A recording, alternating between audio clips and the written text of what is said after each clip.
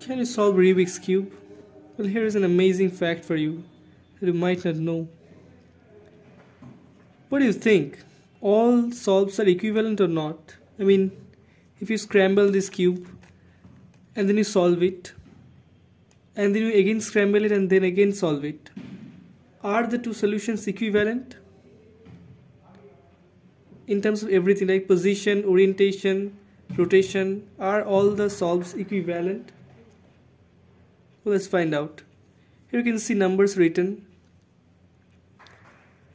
Look at this orientation of these numbers carefully. Okay, now I'm going to scramble it. Fair enough?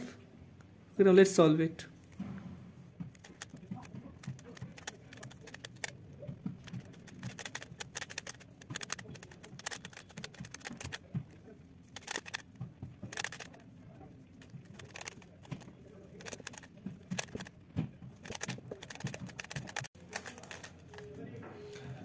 Okay, now I've got it solved now. Now let's see.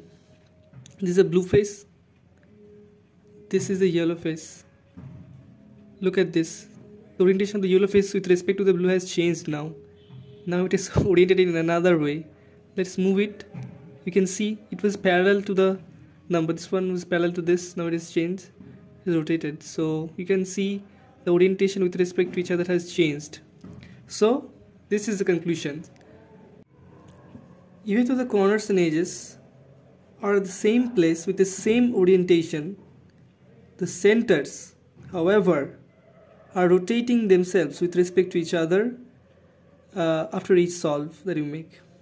So all solves are not equivalent.